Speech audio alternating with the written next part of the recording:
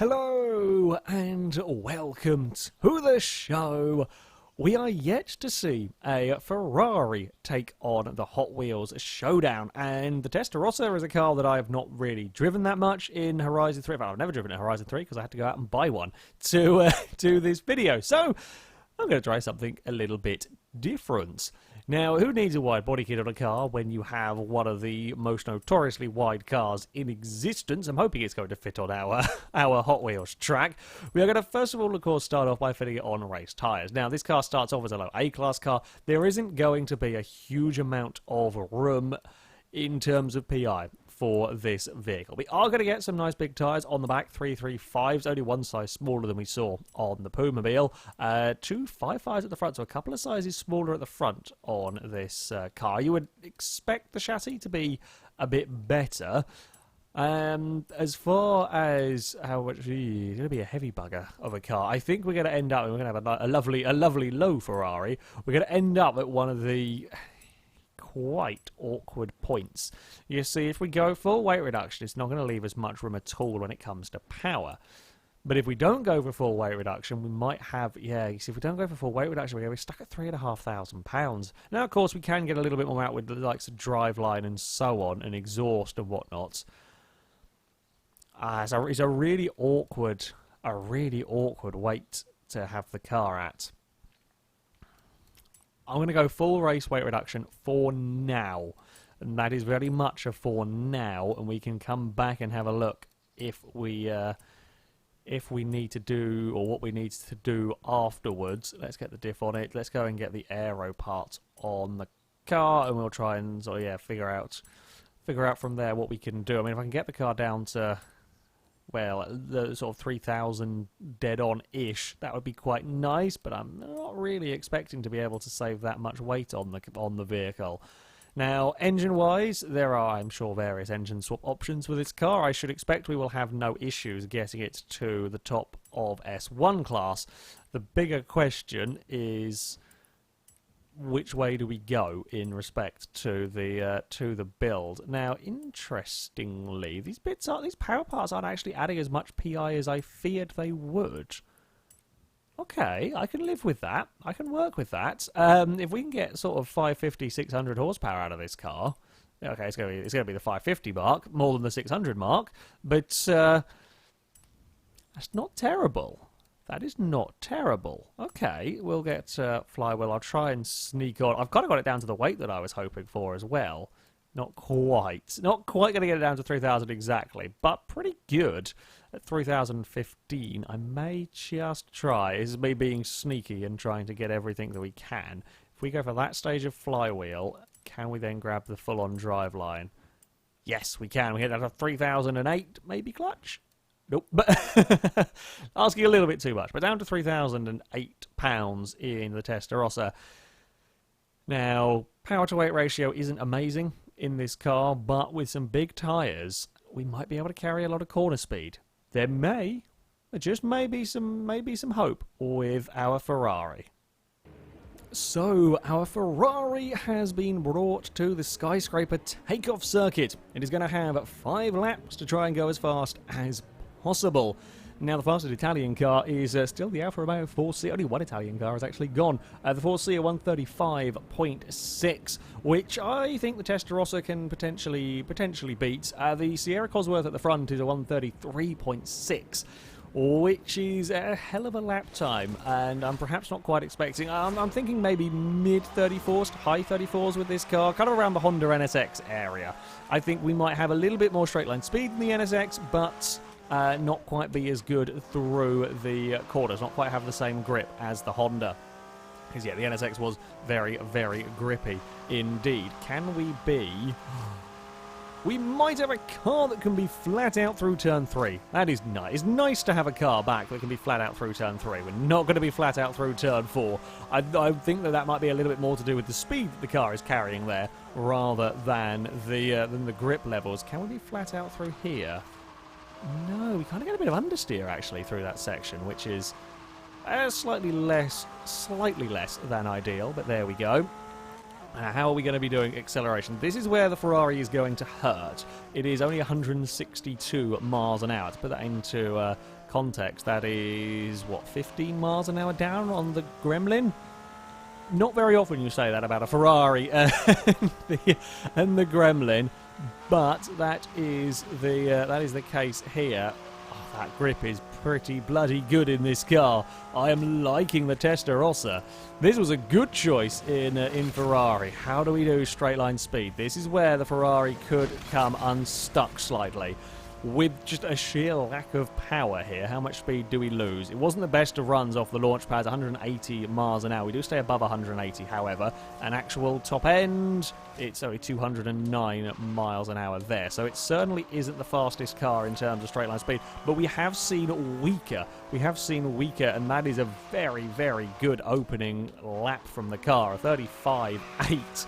It's only 0.2 of a second slower on that lap than the 4C was on its flying lap, to put in some comparison. Now, in case you are new to this series, I haven't seen this track before and so on, there is less of a gain from flying laps, or from between the standing laps and the flying laps, simply because the final corner here is so slow. You're not crossing the start-finish line with such a horrendous level of speed. So yeah, there is a little bit of a less of a gain here than perhaps at some other circuits, but yeah, that's a very, very good opening lap from this car. Maybe I was wrong. Maybe we could see it challenge the touring car section at the very top of the table. If it does, it's all going to be done through the quarter speed.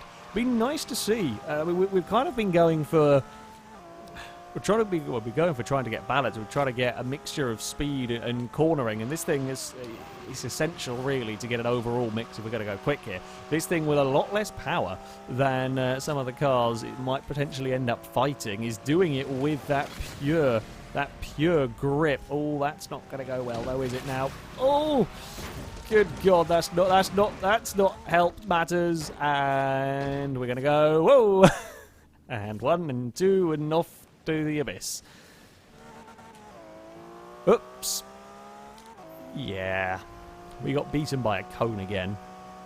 I think it's the cones that's doing it. I was trying to aim it for the, again, for that mid-section between the middle boost pad and the right-hand boost pad. If we can land it there, just to try and get as much speed as we possibly can towards the final loop. But that's when things go wrong. I'm not sure whether I was twisting the steering just at the wrong moment as we left the jump, or whether we hit the cone, and that is what caused problems. So, well, that lap is pretty much binned. Thankfully, it doesn't kind of affect us running onto the next lap, because you have to slow down so much for the final corner if you have a poor run through the loop. It doesn't affect this particular lap. Now, let's see, what can we do? Oh, I'm trying to decide whether I want to go to third through that part. I think I do, really, through turn 4. Now, that's going to be turning a little too late. It's less forgiving there. It's an older one, actually. It's very, very good through pretty much all of these corners. I'm not having a problem with it anywhere else, but we leave the split section. That is where I have issues in the Testarossa. I wonder why. I don't know why, of all of the corners, that is the one place I would be struggling most with understeer. Like, it just doesn't feel... Everywhere else it feels incredible, but there it doesn't feel any better than, let's say... I used the Mercedes 190E simply because I know that was 140 exactly, pretty much at that corner. This doesn't feel like it can do any better than that there, which is peculiar, to say the least. Now, it isn't the cone, because we hit the cone that time and we're fine. In fact, we actually hit the middle of the boost pads, and we didn't get the speed I wanted either out of the car. Bloody hell. Around our loop we go once more. I mean, it's better than falling off it, though. Let's face it. It's going to be 210 miles an hour. The brakes are lovely on this car. The brakes are very, very nice indeed. What is it going to be lap time-wise? It was a 34-something. It was a dirty lap, though. There is definitely going to be speed available here. There is time to be found around the lap. It may even be able to, yeah, break up the touring car section. A 33 feels like it might be doable if we get everything absolutely spot on, and it will have to be spot on. It will certainly help the car if we can get as good a run as possible across that second boost pad. Because of the lack of power, trying to maintain its speed around the loop is perhaps one of this car's biggest weaknesses. Not only that, the acceleration here is another place that's noticeably down on some of the other cars. Certainly likes the Sierra and whatnot. We are down, but we can be very, very late on the brakes. Into there, we aren't having, that's actually a bit more oversteer than I was about to say. We aren't having any oversteer, any traction issues, and then we go and slide the car around. But yeah, on the whole, it has been very, very good in terms of grip. I run it a little too deep into there, I'll be honest. I'm hoping we can still make some speed on the exit of the corner. We need this to be a half-decent lap. We do need this to be a half-decent lap. See, that time I definitely wasn't touching the steering, and it wanted to twist into the air slightly. So I think we're just going to have to go dead straight across there and hope for the best. Hope for the best to avoid the cones to try and make sure that we don't shrug off any more speed than possible. That being said, the Sierra did its fastest lap without a good run across the thing. It's a 34.1. Oh, it's close. It is so very, very close to that touring car section in the Testarossa. What can be done on this final lap? We need sort of half a second if we want to displace the Sierra, but we only need a couple of tenths if we want to displace the Mercedes. A couple of tenths might just be findable, especially if we can get a good run around that loop. But if I can get a good run through this next corner, this is where it's giving me so much grief. It's better this time around. It's still not... I don't know why it is that corner. That corner, just everywhere else, this is one of the nicest cars I've had to drive, except for that one particular Testarossa where it's just me not really fully trusting the car there. And like, you have a bad experience through that corner once, and then you just never quite build up the trust, especially when you've only got this short amount of time to try and find lap speed. It does add a new sort of pressure to proceedings. Get on the speed that it can carry through there. The way you can get on the power so early in the corner is absolutely lovely. Here we go, up towards the boost pads for the final time. Will we get a nice launch? It's better than we have seen. It was up to 200 miles an hour. It wasn't the best launch you could get, but it was up to 200 off of the middle pad. How late dare we be on the brakes into the final corner? I'm giving it absolutely everything in the Ferrari. That was perfect through the final turn. Oh, it's gone and got a 33.6. It is not quite. I thought for a second it had done it. I thought for a second it had gone faster than the Sierra. It hasn't. But did it get close? Well, the touring car domination has been broken slightly now by the Ferrari. It will go second. It will go second on the leaderboard. That was a utter monster of a final corner. It was 100% perfect on the brakes, 100% perfect on the turn, and then we got on the power. There was no wheel spin. Yeah, the final kind of couple of turns were sublime from this vehicle. Overall, the Testarossa was incredible. This is a brilliant, brilliant car. Aside from one corner, which is peculiar. But, yeah, that it's nice to have a handling car go as quickly as this one did. I mean, we're quite a long way down on power. 550 horsepower, okay, is a decent amount, but it beats the BMW M3 that had 700 horsepower and was, well, about 200 pounds lighter, I think. There was definitely a lack of straight-line speed from this Ferrari. There is no doubt about that one. Slight lack of acceleration, but it's certainly more than made up for it through the corners. Serious corner speed could be taken in the Testarossa, and that's why it is going to end up in a second place. Couldn't quite beat the Sierra, but still a very, very good showing. And we have an Italian car back towards the top of the table.